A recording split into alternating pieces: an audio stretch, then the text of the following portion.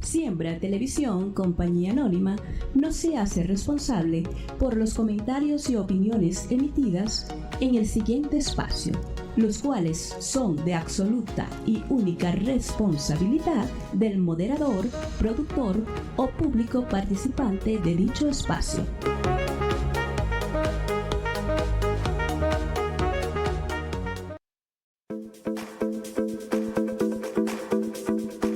Programa de opinión con elementos de lenguaje, salud, sexo y violencia tipo B, que puede ser presenciado por niños, niñas y adolescentes bajo la supervisión de madres, padres o responsables.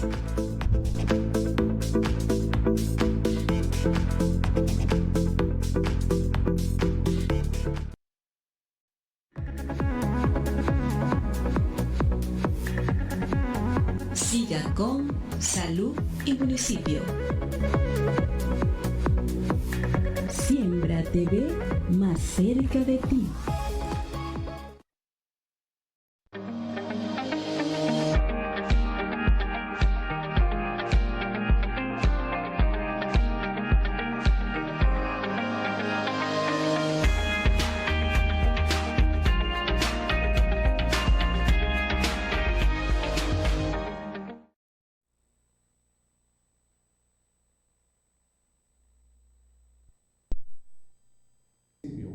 Hoy es miércoles 1 de octubre del año 2025. Como siempre, como es habitual, como debe ser, como es justo y necesario, lo primero es lo primero. Y lo primero es darle gracias a Dios, nuestro gran arquitecto del universo, por darnos salud y por darnos un día más de vida. Y a ustedes, gracias. Mil gracias por permitirnos entrar a sus hogares. Este programa Salud y Municipio llega a ustedes gracias a la señal de Siembra TV, su canal, el canal preferido de toda la televisora regional. Gracias a su presidente, el doctor Pedro Luque, el control máster Pedro Manuel Luque y en la dirección general el licenciado Ángel Requena. Gracias a la unidad oftalmológica Doña Ana. La unidad oftalmológica Doña Ana está ubicada en la calle Sucre.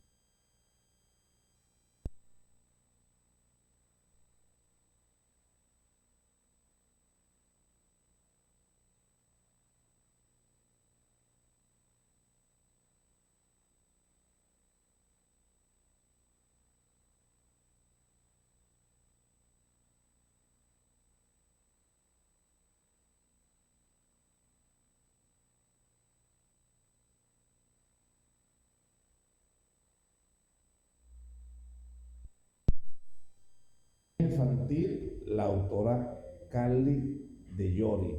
Para la odontología adulto, el doctor Máximo Llori Llori. Unidad ontológica del doctor Máximo Llori Llori.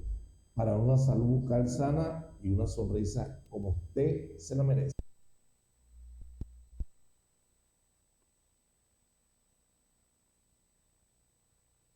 A todos y cada uno de los venezolanos esté colmado, que Dios lo colme de salud, de dicha, de amor, de felicidad, de prosperidad, de éxito, de sabiduría, de bendiciones.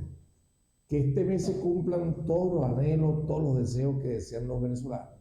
Que sea un mes fructífero y próspero para todos y cada uno de los venezolanos y que sea la reconciliación de todos y cada uno de nosotros. Bueno, ahora sí, como lo habíamos anunciado desde la semana pasada, como lo anunciamos en las redes sociales, hoy, 1 de octubre, vamos a hacer un programa sumamente importante, sumamente interesante, siguiendo con la salud mental. Ya este es nuestro cuarto programa de salud mental durante el mes de septiembre y el primer mes de octubre. Vamos a hablar de un tema importantísimo como es la ansiedad y la somatización, y para eso hemos invitado a una de nuestras predilectas invitadas en la parte de salud mental. Con nosotros la licenciada, bueno, María Gabriela Ratia, aparte de psicólogo clínico. Bienvenida nuevamente a tu programa Salud Municipio, porque tú formas parte de la familia Salud Municipio. Hemos hecho ya varios programas desde que estamos en la otra sede y ahora en nuestra nueva sede, que la licenciada está encantada de esta nueva sede. Tu saludo. No, bueno, agradecida por la invitación, doctor. Para mí siempre es un honor con la trayectoria que usted tiene en el municipio y en su profesión. O sea, tener la invitación de parte suya para este tipo de eventos y programas. Y me gusta muchísimo, sobre todo por que permite a través de estos espacios la visibilización de la salud mental, que es tan esencial y tan importante en estos tiempos. Sí, sobre todo estos tiempos que vivimos, la salud mental es fundamental y gracias a ese equipo de trabajadores de la salud, profesionales de la salud, psicólogos, psiquiatras, que tenemos nuestro unidad de staff de profesionales en nuestro municipio y en el estado, que nos dan confianza y nos dan tranquilidad. No hay que ir a Maracay, no hay que ir a Caracas, no hay que ir a Valencia, si tenemos este recurso humano acá con nosotros, ¿verdad? Nos da mucha tranquilidad. Hemos diseñado una serie de preguntas, licenciada, para comenzar. Cuando hablamos de ansiedad, muchos piensan que es simplemente nervios.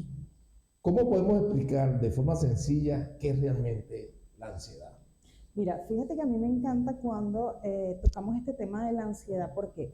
Porque es un término que mucha gente utiliza, se ha escuchado por mucho tiempo, pero muy pocas personas comprenden la profundidad de lo que realmente es.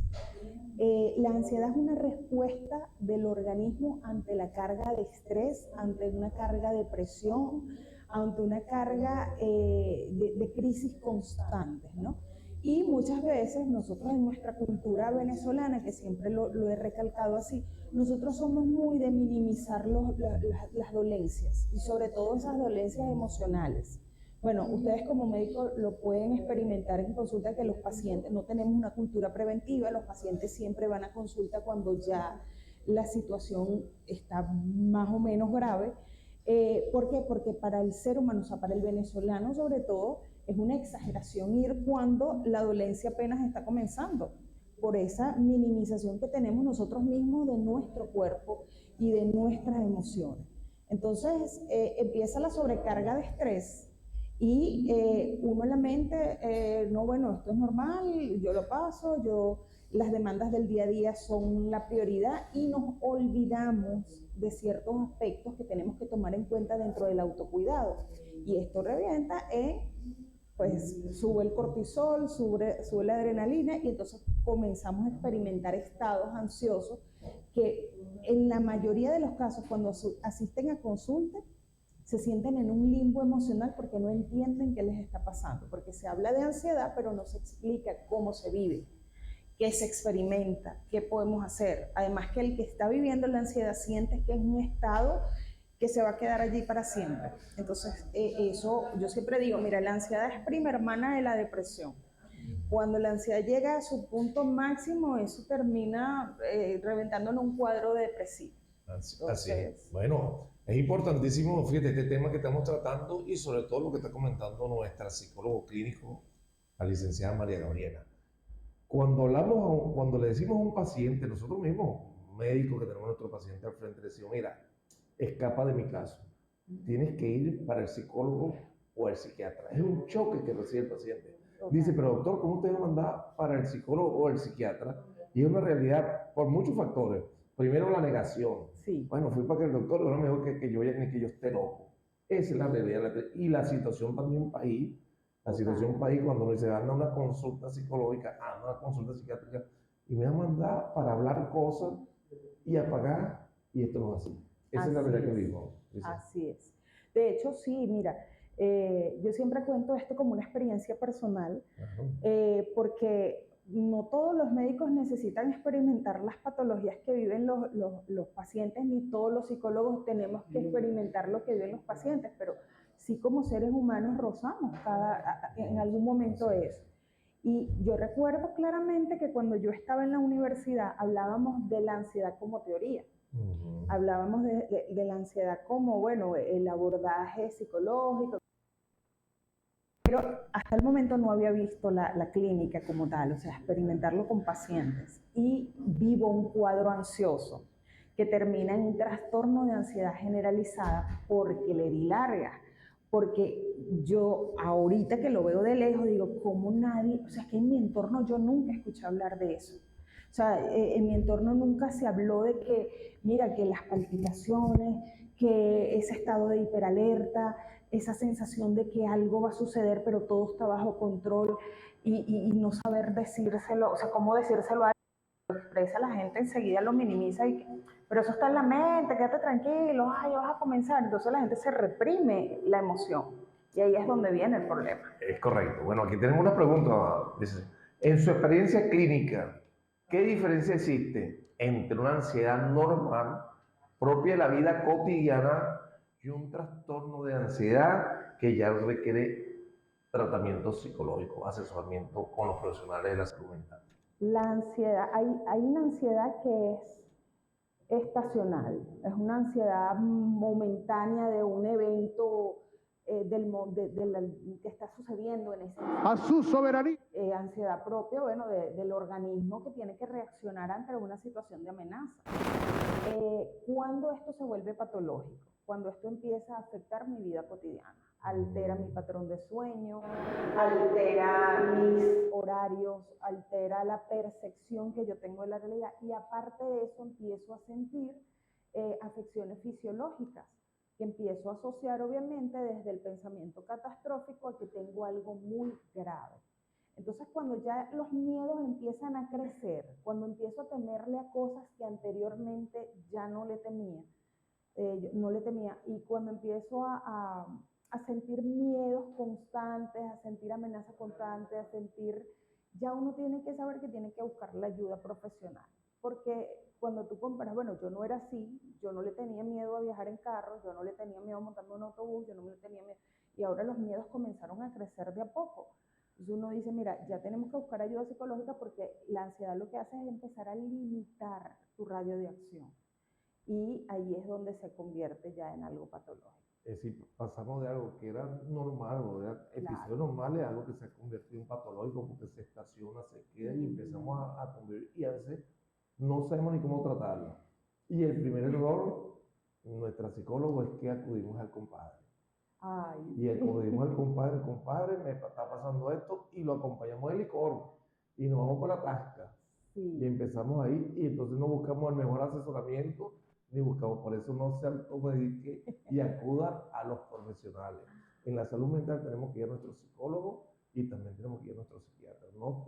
Esos son profesionales que se han preparado, que han estudiado, que son los que, a veces el compadre es el mejor pana, el compadre es el mejor amigo, el compadre es para, bueno, para analizar los juegos de béisbol, que estamos en la serie mundial, así que esas cosas, pero de verdad tenemos que acudir al profesional de la salud mental. Por aquí, muchas veces la gente acude primero al médico porque siente dolores, cansancio o malestar físico. ¿Cómo se explica que esas molestias sean producto de la ansiedad? Nosotros como médicos, que somos el primer choque, ¿cómo le decimos, mira, esto ya se está escapando de mí, sí, tómate el Toxilán, tómate el ibuprofeno, tómate el dicloranato sódico, pero hasta ahí no? Esto es un problema que va más allá y necesita asesoramiento de los especialistas de la salud mental. Mira, cuando como médico siempre me han llegado referidos por médicos. Siempre la referencia llega directa al médico porque es que a uno le cuesta entender que esa dolencia es una somatización de la ansiedad y la somatización es como que reprimimos tanto la emoción que llega un momento que el cuerpo lo habla, porque es que las emociones están directamente relacionadas al sistema nervioso. Entonces, si no estamos bien, nuestro cuerpo lo va a manifestar. Emoción que usted no expresa en el momento. Y cuando digo no expresa en el momento, pasa lo siguiente que es muy común.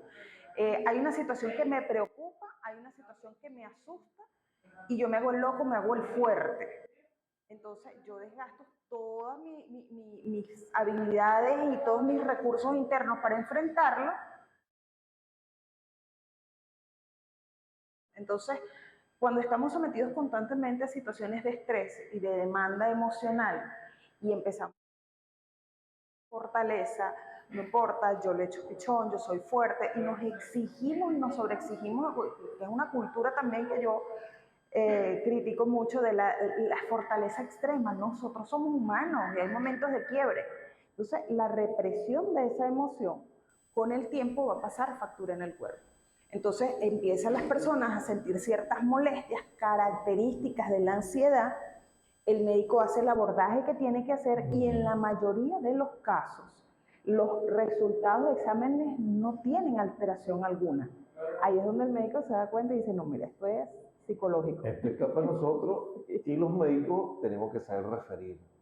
Este paciente escapa a nosotros, le ahorramos tiempo, le ahorramos recursos económicos y sobre todo el abordaje. La salud mental es fundamental y es el día a día de nosotros. ¿Quién de nosotros, fíjate, tratamos de ansiedad, depresión, estrés? ¿Quién de nosotros en su vida cotidiana no ha sufrido eso? Por eso lo más ideal es siempre estar en manos la gente que se preparó esto para eso.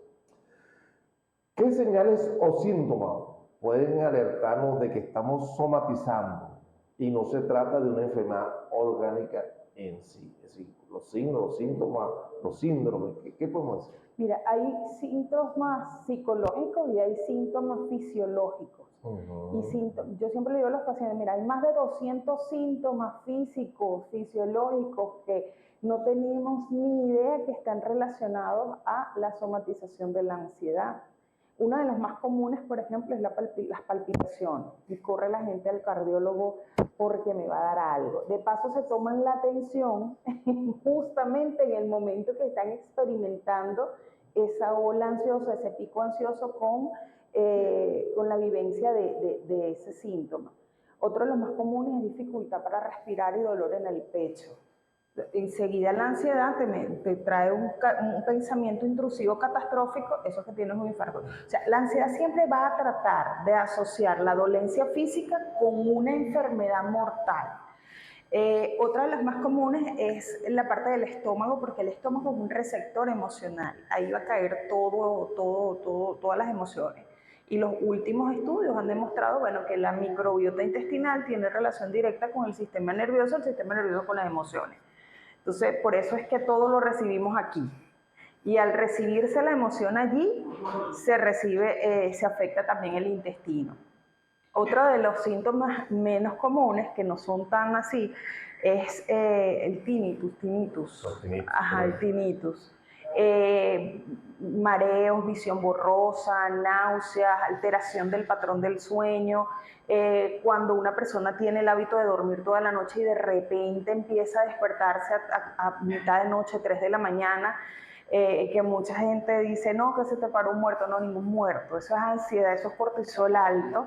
Y eso ya es una señal de que el cuerpo nos está avisando que tenemos que ocuparnos de él. La otra es micción frecuente, o sea, una necesidad de ir al baño constantemente cuando la vejiga tiene un tiempo para llenarse. Entonces la persona psicológicamente siente esa necesidad de ir constantemente al baño.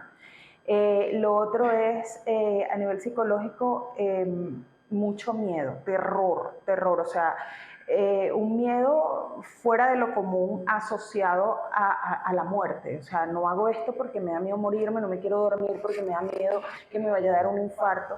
Entonces ya cuando uno empieza, imagínense esto es apenas el pico de la cuestión. Y cuando una persona empieza a experimentar esto, ya su vida se altera, ya no tiene paz. Correcto, y ahí es donde tenemos que acudir a los profesionales de la salud mental. Me hiciste recordar a mi querida bella madre, que en paz descanse. Cada vez que tenía eso me decía, pero es que a mí todo se me refleja en el estómago. Sí. Y cuando le damos una noticia, es que todo se me refleja en el estómago. Y nosotros siempre, mira, madre, bueno. Pero la verdad que me hiciste recordar porque para eso era donde todo lo que le llegaba se me refleja en el estómago. Total. Y en ocasiones hasta con diarrea.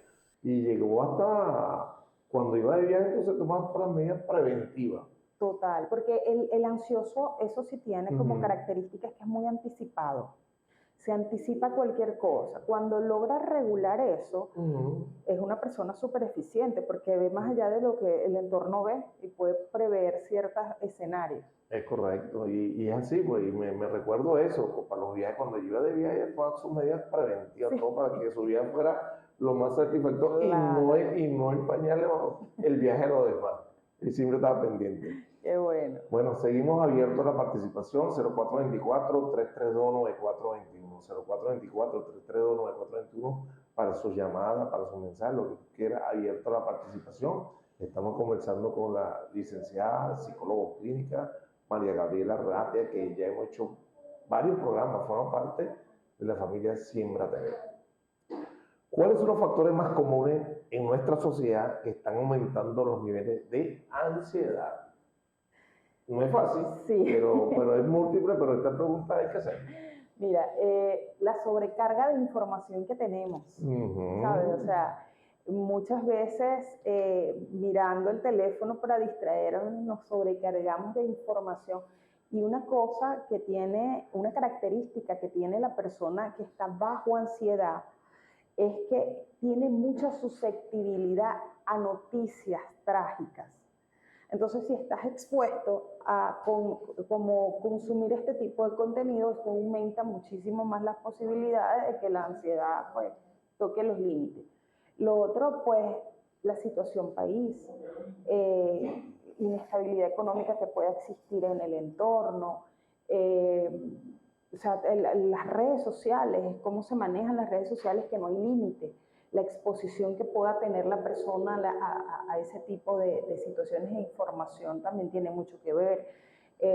También la parte genética, o sea, lo que también vamos heredando, la predisposición genética que hay de patologías de este tipo en la persona. Desde el punto de vista biológico, que vamos a tocar ese puntito, licenciada, ¿qué podemos decir? ¿La ansiedad afecta más al sexo masculino o al sexo masculino? ¿O a qué edades también comprendida?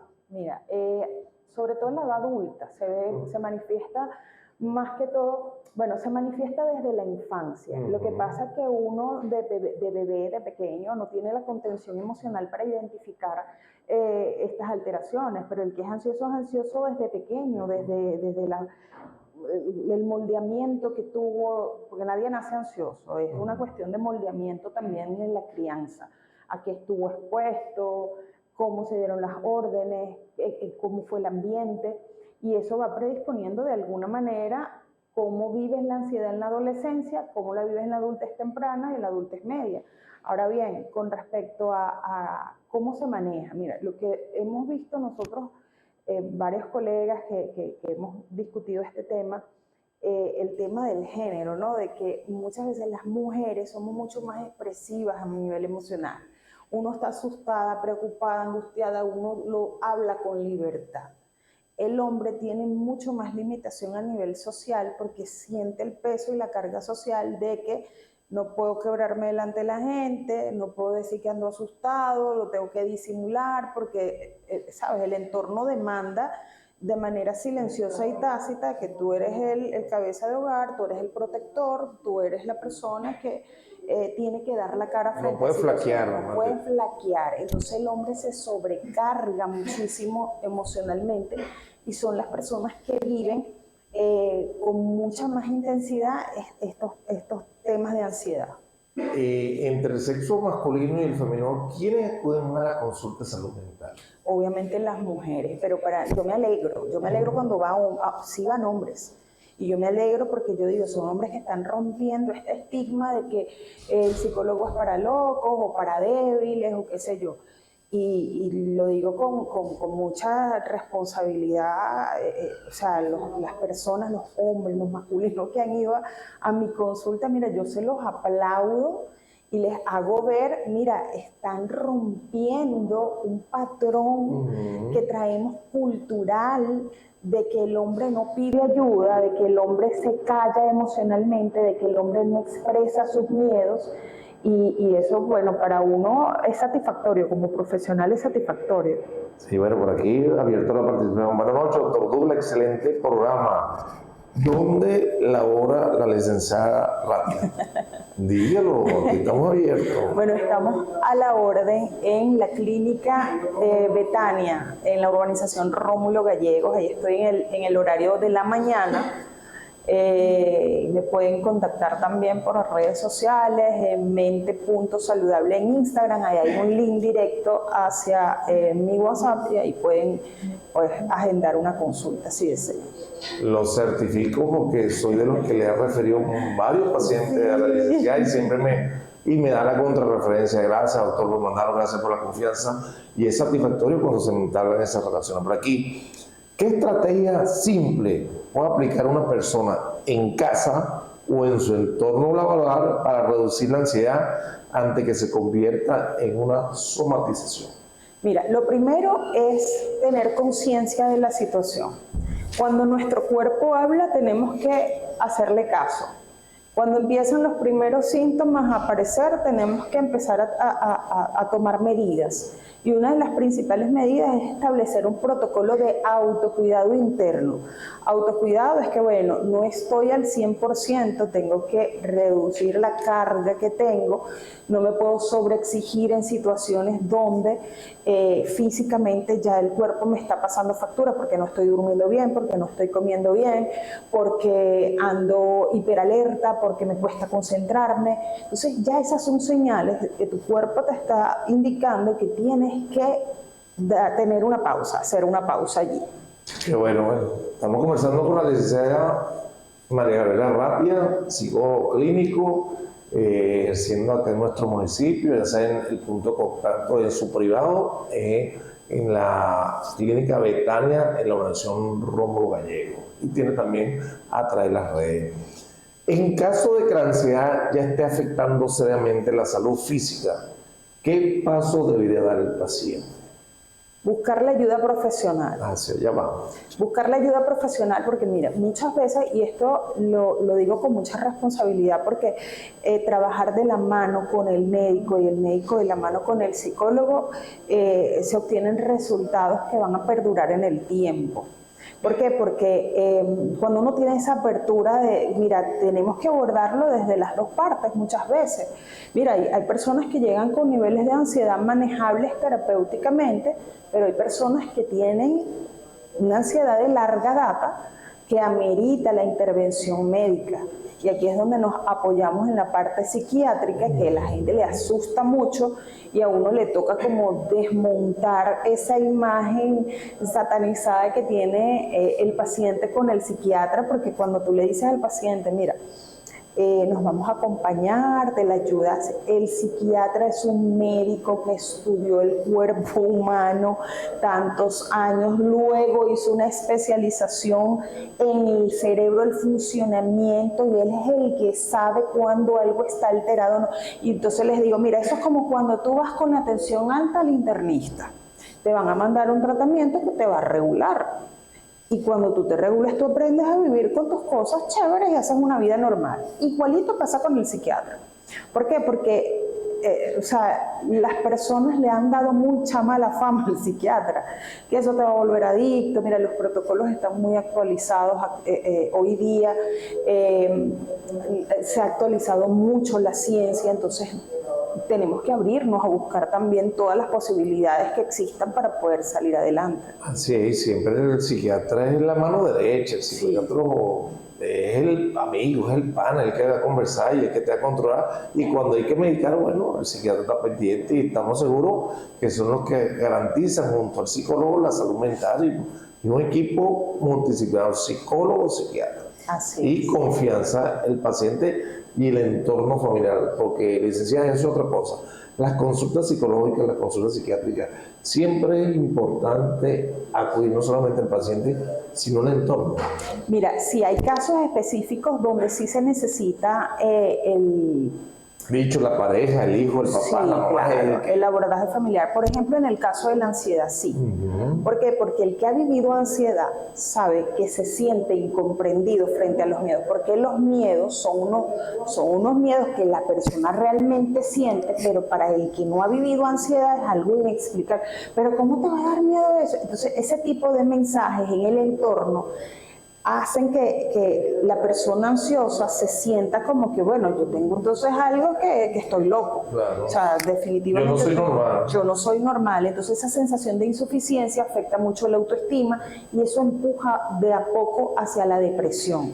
Entonces tenemos que, como familia, cuando se hace el abordaje de un paciente ansioso, siempre se hace el abordaje también familiar, sobre todo en el proceso terapéutico que yo suelo aplicar. ¿Por qué? Porque el entorno se tiene que psicoeducar con respecto a este tema.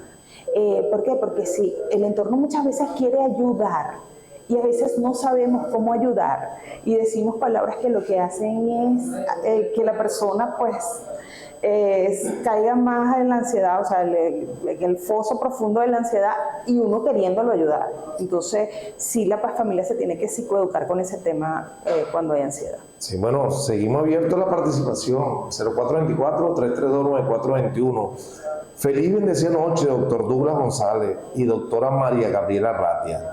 Les envío un cordial saludo, agradecimiento y felicitaciones por traer hasta nuestros hogares sus conocimientos a través de tan importantes temas para la salud mental y física en la actualidad. Qué chévere. Es la licenciada Olga de Velázquez. Gracias, licenciada. Saludos. Saludos a usted. Gracias por su participación y agradecido, de verdad que agradecido por estar en contacto con su programa Salud y Municipio.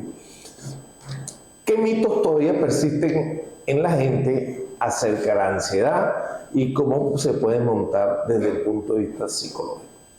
Bueno, el mito primero de la ansiedad, esos son los nervios. Está enfermo de los nervios. El otro mito es del psicólogo. Porque piensan que, bueno, una persona que requiere ir al psicólogo es porque está muy mal o porque está enfermo, pero irreversible. Además que muchas veces se ha utilizado la figura del psicólogo como ofensa. Tienes que ir al psicólogo, tienes problemas. Entonces la gente ha asociado mucho tiempo la figura del psicólogo con personas que tienen problemas, y las personas que van al psicólogo no todos tienen un problema gravísimo. O sea, hay muchos motivos por los que puedes ir a consulta psicológica, no necesariamente, bueno, cuando estás viviendo una crisis muy grave. Es por eso, ¿no? Y de verdad yo invito, hay que ir, pase por su médico y que se refiera al psicólogo, porque mira, hay temas de rendimiento académico, hay temas, bueno, de relación de pareja, sobre todo en la adolescencia. La semana pasada hicimos un extraordinario programa, por cierto, con la doctora Desiree Aviares, recibimos muchos mensajes, muchas felicitaciones, saludos a la doctora Desiree, que ya trata con adolescentes.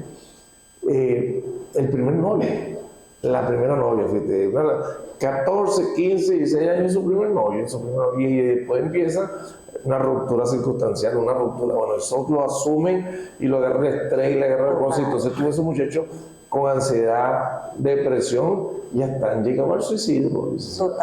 Total, sí. Este tema de la ansiedad es más serio de lo que uno imagina, es algo que no se debería y más frecuente de lo que uno cree. Más frecuente de lo que uno la cree. vida cotidiana, el día a día. Total. Yo siempre, el llamado que hago desde plataformas que me lo permiten y de las mías propias, incluso desde la misma consulta, es que respetemos las emociones de los demás. O sea, no invalidemos las emociones de los demás. Cuando alguien dice tengo miedo, no es tu miedo. Entonces respeta ese miedo de la otra persona. Emoción que tú no vivas, respétala. Porque de repente para lo que para ti sea fácil enfrentar y llevar, para otra persona es mucho más difícil y complejo. Y es aquí donde tenemos que ejercitar lo de la empatía. O sea, yo no necesito vivir ni experimentar tu emoción para comprender que a ti te duele. Eso es empatía. O sea, yo no necesito sentirme asustada para entender que tú estás asustado. Si tú me dices que estás asustado, yo te lo creo. Aunque en mi cabeza no quepa ese miedo irracional que tú tienes, lo respeto, no lo cuestiono. Ese es como el verdadero acompañamiento que tenemos que aprender nosotros como sociedad, como comunidad, como familia. Empezar a educarnos con respecto a esta parte emocional, porque es un tema muy sensible. Hay más gente ansiosa de lo que uno imagina. Es correcto, y hacia allá donde vamos, y por eso es que tenemos que acudir al profesional de la salud mental. De verdad Yo tengo un profundo cariño, respeto, admiración. Bueno, aparte de la licenciada, tenemos varios amigos, psicólogos, psiquiatras. Antes vino la doctora Malvina Castro como psiquiatra, el doctor William González, mi amigo, mi compañero de estudio de la Universidad de Carabobo. Es decir, tenemos que acudir a la gente que estudió y se preparó para eso, para estar en buenas manos. El compadre es chévere, el compadre es pana, sí, pero el compadre es chévere para analizar por oír y ciertas cosas, pero no para estos temas de salud mental. Tenemos que acudir a la gente que estudió y la gente que se preparó para eso. ¿Ha tenido algún caso en su consulta que refleje claramente cómo la ansiedad puede hablar a través del cuerpo? Yo lo viví, porque yo en su momento viví un trastorno de ansiedad generalizada cuando estaba en la universidad. Y ahí viví yo la teoría con la práctica viviéndola. Por eso, por postergar, porque uno viene de una cultura de aguante, de que yo soy fuerte, esto no me afecta, bueno, esto tenía que pasar así, ni modo, y existieron situaciones en ese momento de mi vida que quizás, ¿sabes?, me llevaron como a evadirlas, o a enfrentarlas con fortaleza, que es una manera de evadir también. ¿Qué sucede? Que con el tiempo, en el momento, muchas veces uno no ve la repercusión de la somatización en el cuerpo. Hay síntomas característicos y propios de la ansiedad, como fue los que les nombré ahorita, que son inmediatos, que es la palpitación, el dolor en el pecho, el insomnio, la hiperalerta, pero hay unos síntomas que se somatizan en el cuerpo porque la carga viral disminuye, o sea, es como que se afecta la parte, el sistema inmunológico, ¿no? ¿Y qué sucede? Que empieza la persona a somatizar a través de infecciones cutáneas. En mi caso, a mí se me cayó el cabello, me dio alopecia, yo tenía huecos. Y en ese momento, obviamente, cuando uno se ve los huecos, uno dice, voy al médico, voy al dermatólogo, porque esto es de dermatólogo. Yo recuerdo que en ese momento fue el doctor Marín. Él me vio y la primera pregunta que él me hizo fue, mira, tú estás haciendo tesis, estás pasando un guayabo, ¿qué te está...? Yo no entendía, yo decía, señor, yo vengo a que me vea esto, es grave, porque uno, fíjense, la ansiedad te lleva al pensamiento más extremo, y dice, se me va a caer todo el cabello, voy a quedar pelona. Entonces, cuando él me hace esas preguntas, él me pone en tratamiento, todo chévere, pero me hizo una referencia al psiquiatra y me mandó un ansiolítico y todo, creo. A mí eso me ofendió, para empezar. Yo dije, ¿cómo es posible que yo vengo para algo que es netamente dermatológico y lo van a asociar con esto? Luego entendí que, pues sí, se necesita a veces la intervención médica en cuanto a la farmacología para bajar niveles de estrés. Qué bueno, ya seguimos. Muy buenas noches, estamos en el programa Salud y Municipio, estamos conversando con la licenciada psicólogo clínico María Gabriela Arratia. Adelante, buenas noches. Buenas noches, doctor. Excelente su programa, como siempre. Le habla Ayari de Cereza Leño Sandoval, cédula de identidad 13.573.512, con residencia en Rancagua, Chile. Desde Rancagua, Chile, la profesora Ayari de Cire. Saludos, licenciada, adelante. Quería hacer unas preguntas a la licenciada María Gabriela, la doctora, con respecto a eso que ella dice que uno, sin darse cuenta lo que es la ansiedad, lo que es el estrés, se somatiza en cualquier parte del cuerpo. Ella está hablando que le dio alopecia y esa cuestión. ¿Puede desarrollar uno una enfermedad, doctora, si uno no se atiende a tiempo? ¿Cuál es el tratamiento en ese caso? Buenas noches, Desiree, muchísimas gracias por tu intervención. Mira, el abordaje siempre, como les digo, es médico y psicológico, porque cuando ya el cuerpo se empieza a afectar, el abordaje médico es necesarísimo allí.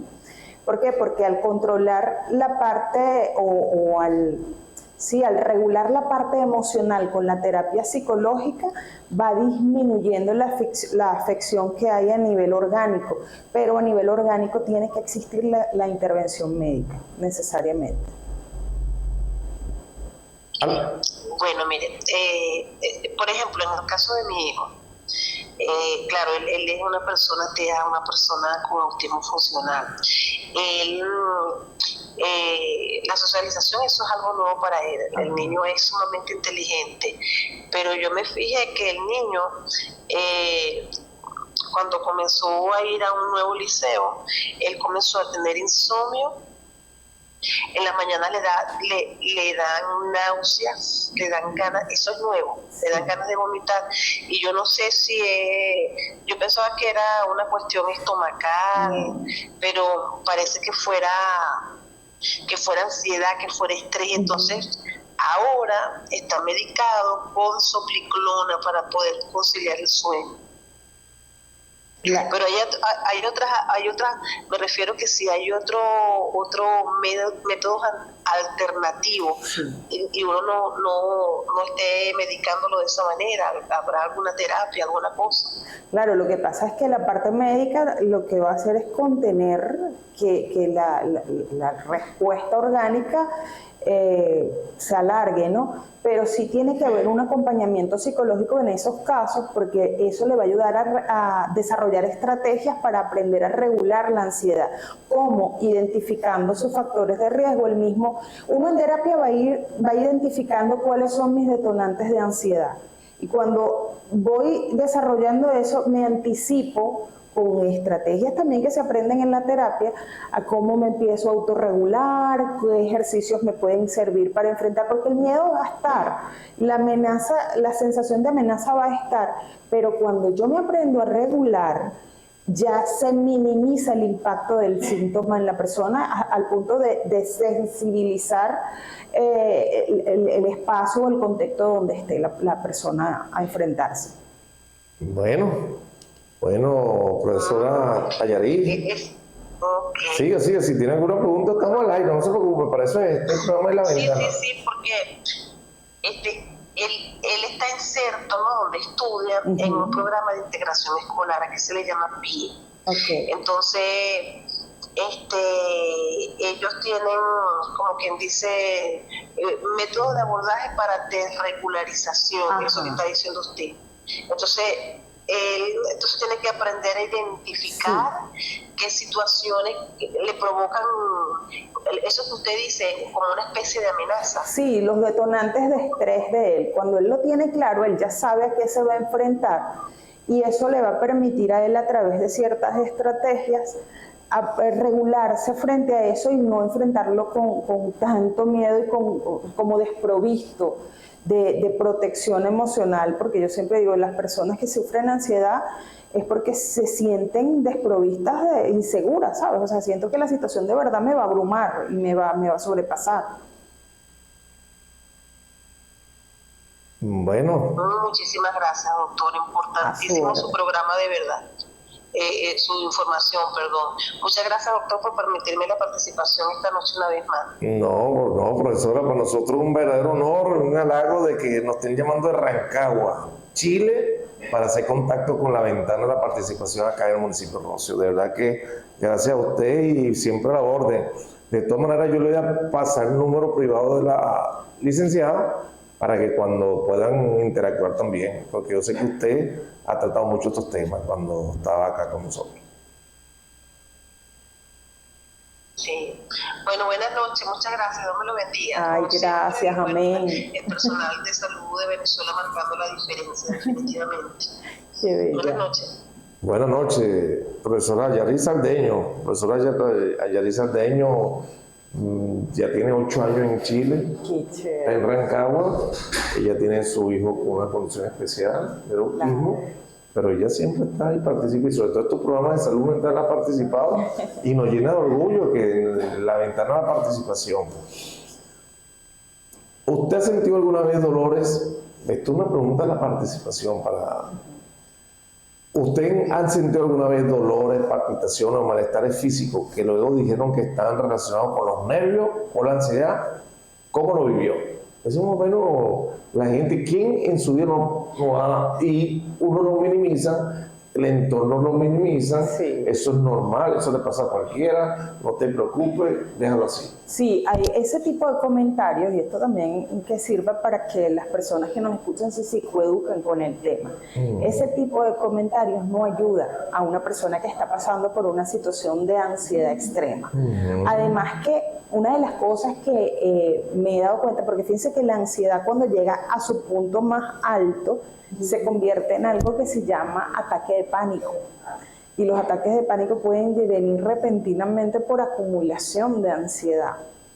Y una de las cosas que he visto es que el entorno se asusta mucho, no saben cómo abordar a una persona con ataque de pánico, entonces entran en pánico también y la persona está ahí viviendo su ataque de pánico consciente de que el entorno está alterado y eso se vuelve un caos total.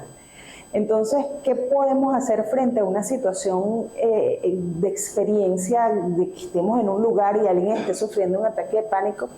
Yo siempre le digo a las personas, eso lleva un tiempo, él tiene un pico alto y va descendiendo, un pico alto como 15 minutos y va descendiendo. ¿Por qué se extiende una crisis ansiosa, un ataque de pánico?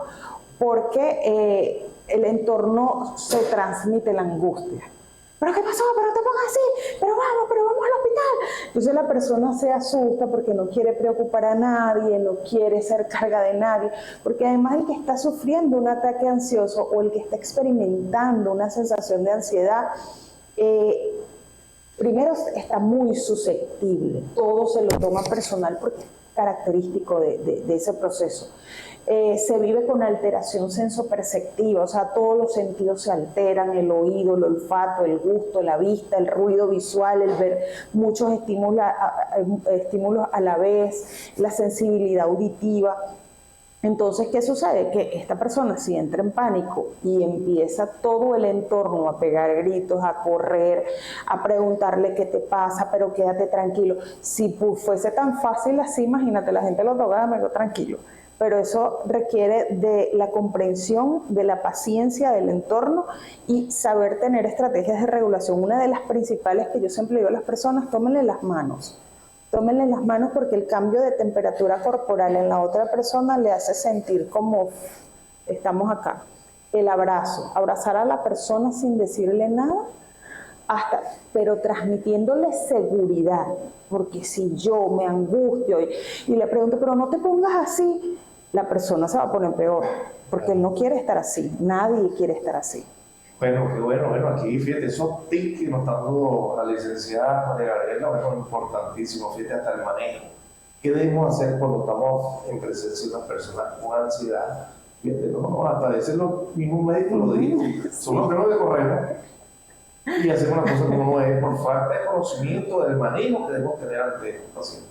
El médico también se le corre, nunca te el tensiómetro, vamos a tomar el pulso, vamos a buscar la cuestión, no sé que también estamos haciendo intrusismo, haciendo cosas que no deben ser y causando más daño de lo normal. Por aquí, buenas noches, doctor, excelente tema sobre la ansiedad, teniendo en cuenta cómo la situación país nos afecta a todos y precisamente podemos caer en ansiedad por tratar de solucionar eventos de la vida cotidiana.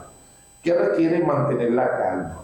Saludo a la doctora Ratia y por supuesto a su excelente programa y la conducción impecable que usted lleva, doctor. Buenas noches, Carlos Alvarenga, 8.992.267. Bueno, Carlos es un gran amigo, Carlos, bueno, comunicador social también. Él junto a Antonio Ordóñez son los que coordinan y dirigen el softball y el béisbol y también el kicking-ball, el Club Los Helechos. Y bueno, Carlos, de verdad que gracias a ti por la participación, gracias por tu concepto.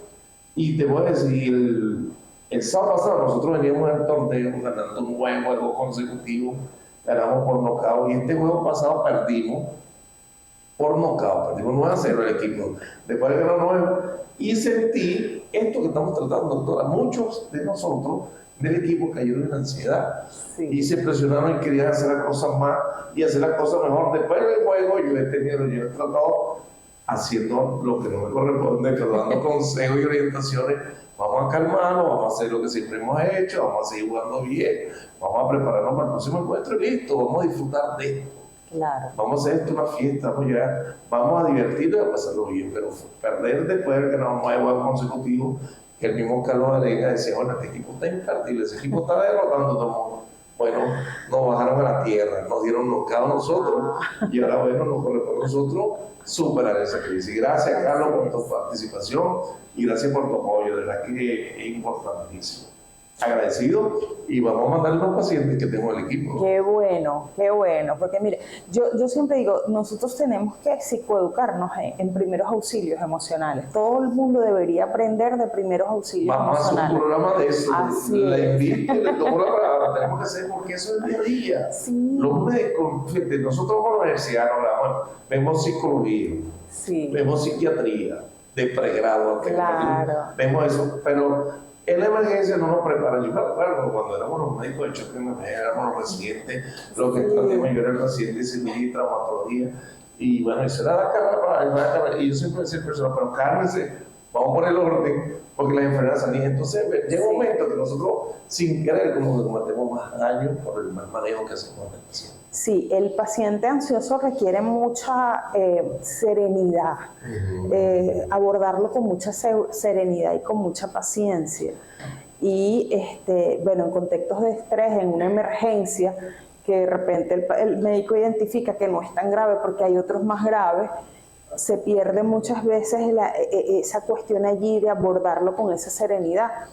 Mira, yo he tenido pacientes que han pisado la emergencia días seguidos y ya los médicos saben que no, mira, eso es un ataque de ansiedad, es un ataque de pánico, no te vas a morir, porque es que realmente la persona siente que se va a morir. O sea, es la sensación más horrible que puede experimentar un ser humano es un ataque de pánico, porque es que de verdad la persona siente que se va a morir. El entorno sabe que no se va a morir, entonces a veces ese tipo de mensajes de pero quédate tranquila, pero no te pongas así, como que si la persona quisiera ponerse así, hace que el estado se alargue muchísimo más. Entonces sí, los primeros auxilios psicológicos es algo que debería aprenderse en todo. Entonces como nos dan primeros auxilios a la gente que están en trabajos de riesgo, también debería existir en las escuelas, en la parte laboral, en todos lados. Porque es que ansiosos hay en todas partes. Y sobre todo en los primeros minutos del episodio. Sí. Eso es fundamental porque eso puede crear también que la persona de una otra forma no entiende y el mal manejo cree que eso lo lleve por siempre. Y pensar que nunca se va a curar y que nunca le va a pasar eso. Bueno, por aquí. ¿Cree que en su comunidad se habla lo suficiente de salud mental? ¿Creemos nosotros que en nuestra comunidad se habla lo suficiente de salud o todavía hay tabú sobre ir al psicólogo? Este es el día a día, nosotros vivimos en comunidad, también en nuestro trabajo. Generalmente no se habla de salud mental. Hablar de salud mental es, esa persona está loca, esa persona está deficiente, esa persona. ¿Qué verdad podemos decirle a esos pacientes que no, o a esos ciudadanos que no están televisando? Mire, yo tengo que decir muy responsablemente que para mí es gratificante ver personas asistiendo a la consulta. Nosotros vivimos en una ciudad muy pequeña, con muy poca cultura de salud mental por años, porque no, eso hay que reconocerlo. Cuando yo empecé a estudiar psicología, que fue en el año 2000-2001, yo venía de estudiar arquitectura, yo dejé la carrera y dije, no, mira, yo no sirvo para las matemáticas, yo tengo discalculia, yo necesito una carrera donde yo pueda analizar y leer, que sea de analizar y leer, porque yo sentía que era para mí como, yo era de eso. Y decidí estudiar psicología y yo recuerdo que mucha gente en mi entorno dijo, ay, pobrecita, se va a morir de hambre. Porque en esa época, ¿quién hablaba de ir al psicólogo? Y obviamente las carreras como ingeniería, medicina, eran carreras que hoy apostaban a una salida laboral mucho más rentable. la carrera de psicología no soy rica, pero por lo menos tengo la dicha de decir, o sea, lo que yo soñé en mi momento, que era montar un consultorio en San Juan de los Morros, porque de lo contrario me tenía que quedar en Maracay, lo logré y tengo pacientes y vivo de eso. Entonces, oye, cuando uno habla de que se ha roto ese estigma y de que poco a poco vamos ganando terreno en esto de la salud mental y de una opción para las personas que están atravesando momentos difíciles, es satisfactorio para mí porque se va rompiendo un poco eso que bueno, se tenía. Y es un estímulo para el estudiante de psicología, de verdad, ¿no? Se ha tratado, y hoy más que nunca, en abordar la situación del país, tenemos que ir a los psicólogos. ¿Qué hace usted cuando la ansiedad aparece? ¿Reza, habla con alguien, hace ejercicio, busca al médico o busca al compadre? Todo eso también complementa, eso ayuda muchísimo, porque nosotros somos seres biopsicosocial, espiritual, todos creemos en algo superior a nosotros que nos cuida, o sea, es como una necesidad también del ser, ¿no? Del humano. Ahora bien, dentro de lo que es el abordaje psicológico, una de las cosas que se recomienda es ir ganando espacios sociales que te robó la ansiedad. Sal, comparte con tus amigos, camina, haz cardio aunque sea 15 minutos, porque eso hace que liberes endorfinas, que es como la hormona del estado de ánimo, y te va a ayudar muchísimo en este proceso. La alimentación, hay alimentos que debemos suprimir cuando estamos en proceso terapéutico de la ansiedad, por ejemplo, la cafeína, que es un estimulante, y entonces si estás hiperalerta y andas, susceptible a estar alterado, la ingesta continua de cafeína en el día te va a poner peor. El chocolate, bajar la ingesta de chocolate en esos procesos es elemental también porque el chocolate contiene teobromina y el teobromina es un estimulante de muy baja, pero que impacta muchísimo cuando estamos bajo estados de ansiedad. Refresco negro que contiene cafeína.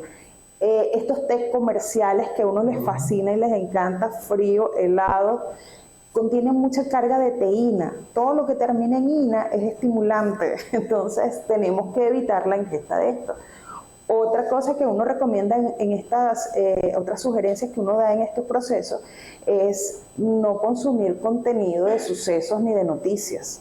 Uno sabe, bueno, que la situación país es como una montaña rusa, pero que en estos momentos que usted tiene ansiedad, usted no necesita saber más allá de lo que ya su mente ha procesado, cómo están las cosas. ¿Por qué? Porque eso genera, mira, cualquier cosa externa que usted sienta como una amenaza, su mente lo va a magnificar mucho más bajo la ansiedad. Entonces tenemos que establecer un protocolo de autocuidado donde usted cuide lo que coma, cuide su sueño, cuide su vida social, su vida familiar, o sea, tener conciencia y hacer conciencia de cada una de esas cosas. Y estamos combinando casi, no puedo perder, licenciada. ¿Es posible prevenir la ansiedad y la somatización? Sí, claro. Bueno, hay personas que están predispuestas a la ansiedad, como les dije, por el entorno en el que vivieron y todo esto, pero una vez que la persona, yo digo, mira, uno es alguien con ansiedad antes de ir a terapia y alguien después que va a terapia. Uno nunca más vuelve a vivir la ansiedad como la vivió antes de la terapia, porque el aprendizaje que uno obtiene allí a través de herramientas y estrategias que uno pone en práctica, incluso si llegas a vivir una ansiedad muy grande en algún momento donde toques picos de ataques de pánico, ya tú sabes qué hacer y a dónde recurrir. Entonces, no es que la terapia te elimina la ansiedad para siempre, simplemente aprendes a identificar espacios, a identificar estresores, qué hacer, cómo cuidarte frente a eso. Qué bueno, no hay que cuidar al profesional de la salud mental. Y en conclusión, el pronóstico sobre la ansiedad y la somatización, ¿qué le puedo decir? El pronóstico es bueno, es positivo, siempre que estamos en buenas manos. Sí, claro. Es importante también que la gente sepa que la ansiedad es una respuesta que tiene el organismo frente al estrés y es una respuesta saludable. O sea, es como el organismo haciendo su trabajo. El problema es cuando nosotros comenzamos a temerle al síntoma, a asociarlo a enfermedad, cuando empezamos a no tomar en cuenta las emociones que realmente amerita vivirse en el momento que se está presentando y empezamos a poner fortalezas, a poner máscara, a sobreexigirnos. Ahí empieza la somatización. Y la somatización, les digo, no aparece en el momento. La somatización aparece meses después, incluso un año después. Todo pasó, todo está en calma, entonces aparecen síntomas que tú dices, bueno, pero todo es tranquilo y todo está bien, ¿por qué me estoy sintiendo así?